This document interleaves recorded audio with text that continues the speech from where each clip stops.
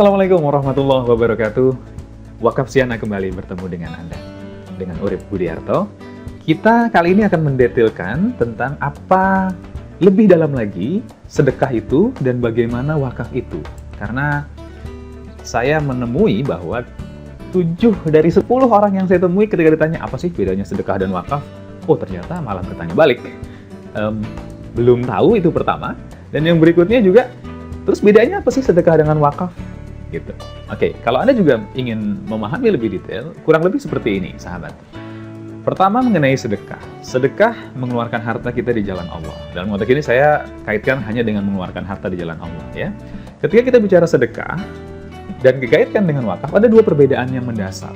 Pertama adalah dari sisi konteks bagaimana harta itu dikelola, dan yang kedua bagaimana kemudian harta yang kita nafkahkan di jalan Allah ini berubah status kepemilikannya, ya.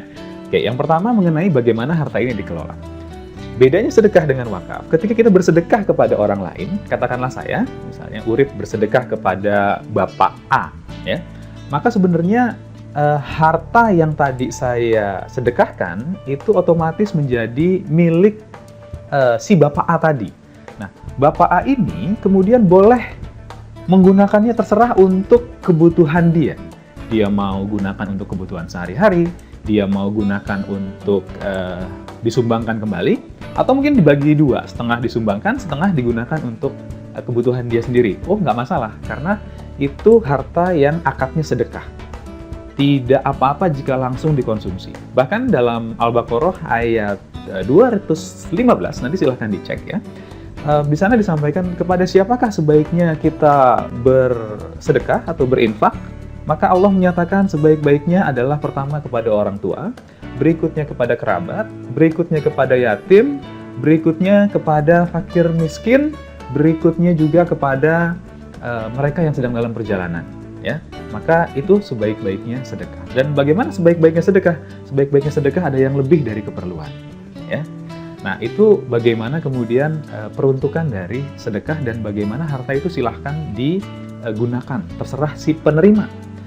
Dan ketika harta itu kita sedekahkan tadi, yang kedua, maka harta itu juga berpindah menjadi milik si penerima.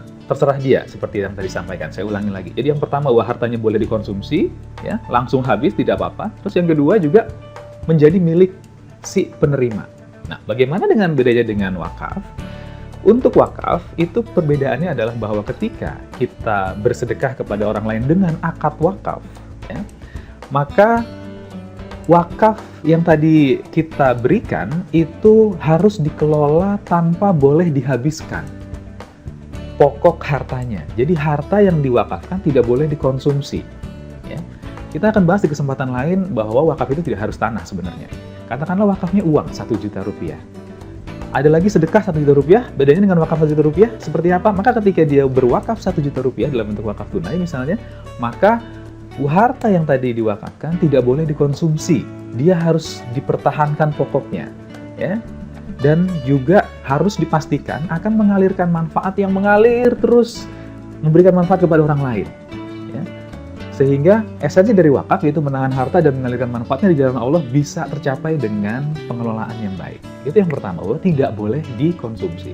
Yang kedua, terkait kepemilikan, ketika kita berwakaf, maka harta yang kita wakafkan itu berubah kepemilikan dari kita menjadi milik Allah Subhanahu wa Ta'ala.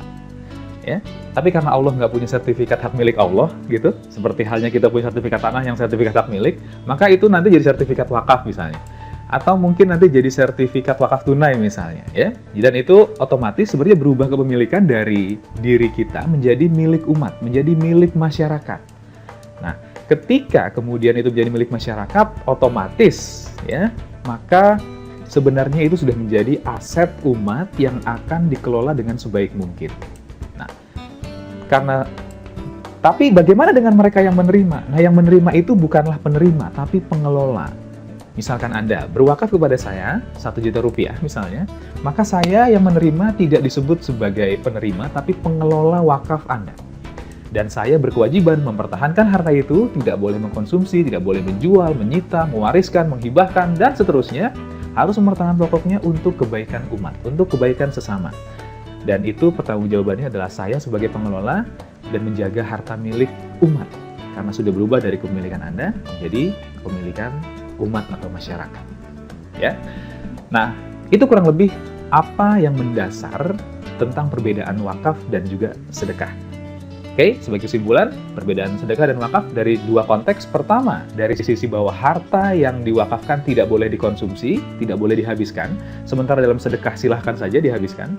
Dan yang kedua, ketika bicara harta yang diwakafkan, maka ada perubahan kepemilikan dari si pemberi kepada kepemilikan umat.